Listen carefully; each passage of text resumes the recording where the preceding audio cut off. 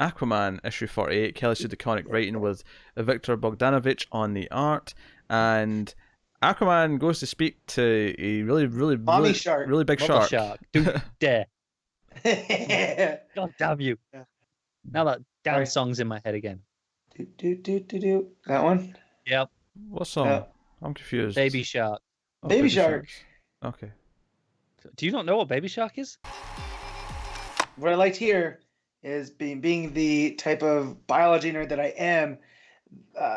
Bogdanovich, I think, used a Greenland shark, which they found that Greenland sharks can live up to be like 400 years old, right?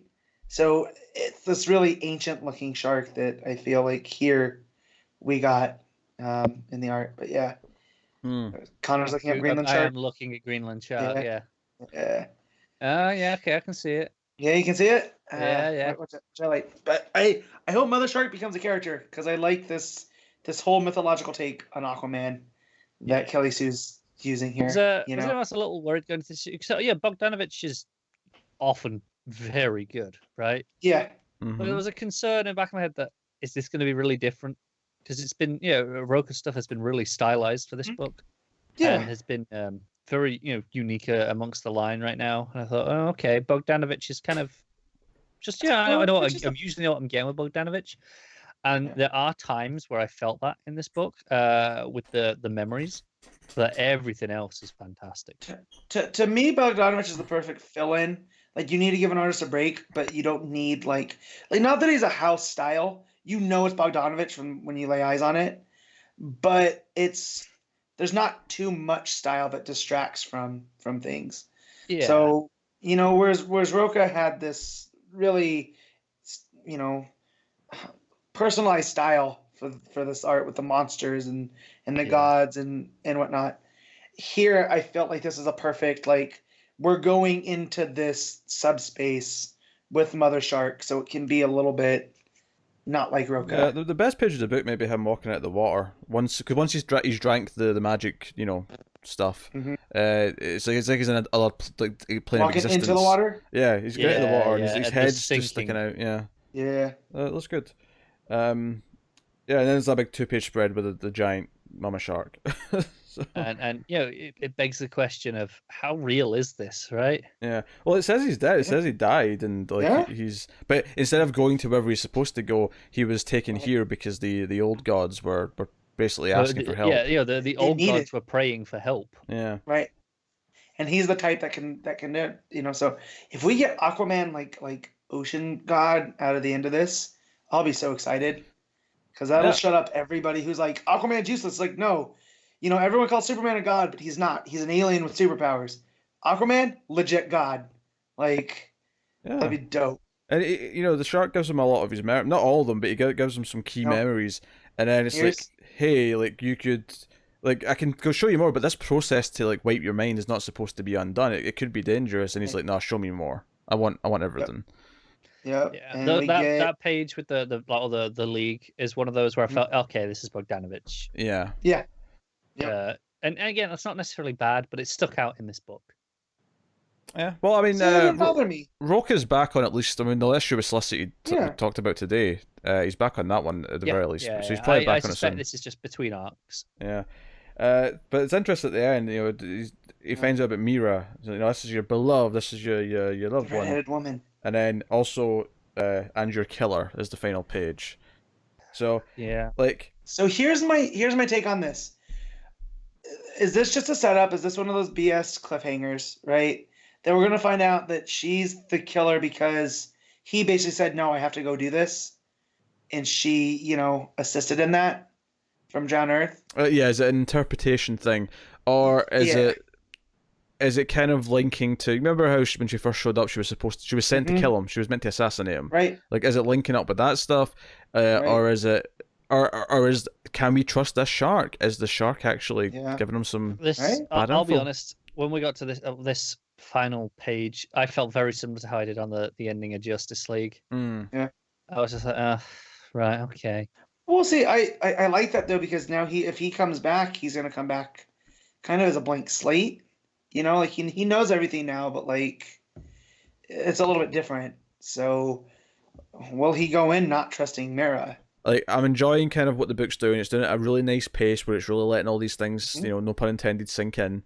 And I feel like you know, I'm assuming this will be a swerve and there'll be something more to this, but it'll happen in a reasonable amount of time where it'll affect how he thinks and what he does with the character. Like, what does Aquaman, does he trust me or does he not? Does he doubt himself? You know, like, I'm sure it'll actually play through the emotions that this presents, even if the cliffhanger itself does feel like a bit like a comic book cliffhanger. Fair enough. I mean, maybe it felt the same. I kind of turned and went, oh, it's just, you know, this. We had all this talk, was it last week, with Flash Year One and what makes it a Year One. Looking at all these memories of Arthur, I want an Aquaman Year One now. Because I'm sure you'll get one.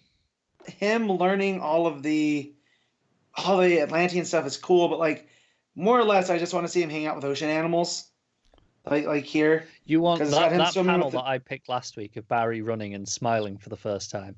You want Arthur doing that, communicating with all the whales and shit.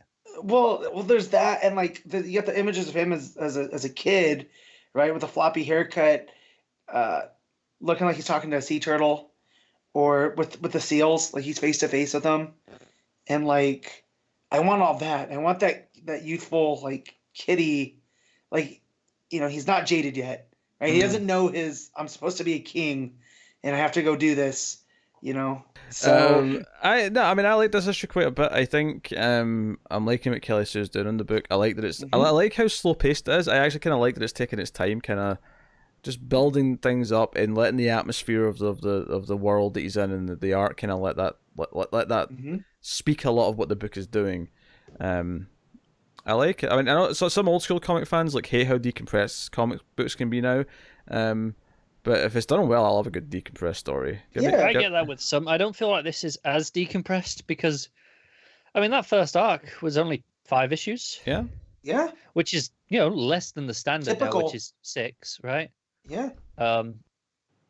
And I felt there was actually a fair amount of progression in that arc overall.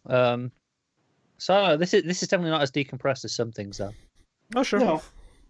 But I'm really digging the mythology stuff going on here. Me too.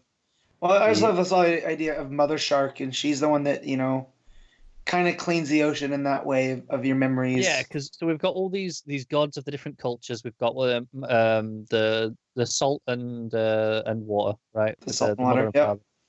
Yep. And then the shark here, which is it's kind of like their passage to the underworld, right? Yeah. Their river Sharon. Styx. Yeah. Yeah. Sharon, the ferryman of the, you know. And here Mother Shark's like, well, no, you were too important to take over to the other side. So this is here, getting to the gates of heaven and going, actually, could you just go and do something else for us before you come down here? Yeah, which worked perfectly well in Aaron's Thor. You know, no spoilers for what I'm talking about, but you know, it gave me a version of that here, and it works just as well. Yeah. And this is the most this makes me want to go back. Like I went back before the Captain Marvel movie and read the first 2 Captain Marvel stories by Kelly Sue, and I really enjoyed them. And now, so it makes me wonder what else that she's written that I can go back and read, because I'm really loving this Aquaman stuff. So, and that's what you kind of want as a writer, right? Someone that you're not that familiar with, that it makes you want to go back and see what else they've done. Yeah. Cool. What are you giving Aquaman, Matt? I'm giving it 8.5. Ooh. Connor? I'll give it an 8, knocking off half a point for the ending. Oh, jeez. I'm giving it an 8 as well, although I don't have the same problems as Connor does with anything.